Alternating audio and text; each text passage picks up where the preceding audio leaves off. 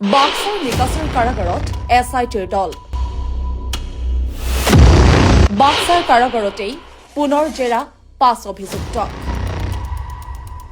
শ্যামকানু মহন্ত সিদ্ধাৰ্থ শৰ্মা সন্দীপন গাৰ্গসহ 5 অভিযুক্তক পুনৰ জেৰা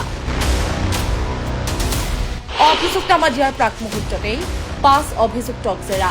5 অভিযুক্তৰ পৰা অধিক তথ্য বিচাৰি জেৰা SITৰ মহানায়ক জুবিন গাৰ্গৰ মৃত্যুৰ ঘটনাৰ তদন্তৰ জাল চপাইছে অসম আৰক্ষীৰ বিশেষ তদন্তকাৰী গোট SITয়ে বৃহস্পতিবাৰে বাক্সাৰ কাৰাগাৰত উপস্থিত হৈছে বিশেষ তদন্তকাৰী গোটৰ প্ৰতিনিধিৰ দল সম্প্ৰতি বাক্সাৰ কাৰাগাৰতে বন্দী হৈ আছে অভিযুক্ত শ্যামকানু মহন্ত সিদ্ধাৰ্থ শৰ্মা সন্দীপন গাৰ্গসহ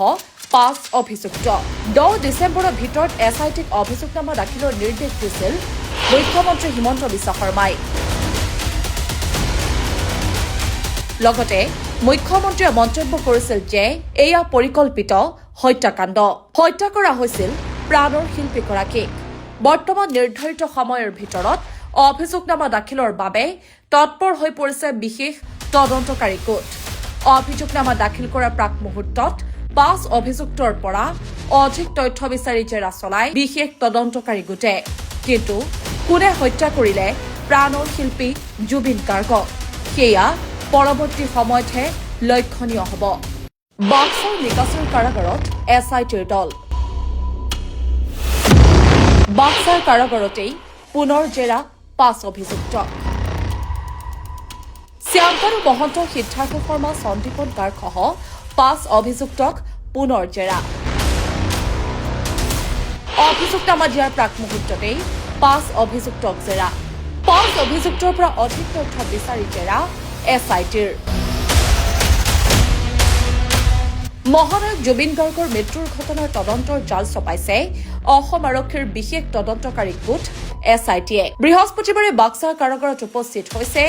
বিশেষ তদন্তকাৰী গোটৰ প্ৰতিনিধিৰ দল সম্প্ৰতি বাক্সাৰ কাৰাগাৰতে বন্দী হৈ আছে অভিযুক্ত শ্যামকানু মহন্ত সিদ্ধাৰ্থ শৰ্মা সন্দীপন গাৰ্গসহ 5 অভিযুক্ত 10 ডিচেম্বৰৰ ভিতৰত SITক অভিযোগনামা দাখিলৰ নিৰ্দেশ দিছিল মুখ্যমন্ত্ৰী হিমন্ত বিশ্ব শৰ্মাই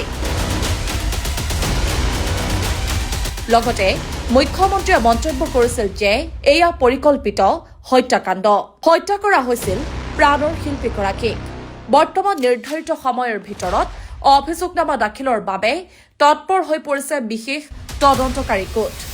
অভিযোগনামা দাখিল কৰাৰ প্ৰাক মুহূৰ্তত 5 অভিযুক্তৰ পৰা অধিক তথ্য বিচাৰি জেৰা চলাই বিশেষ তদন্তকাৰী গোটে কিন্তু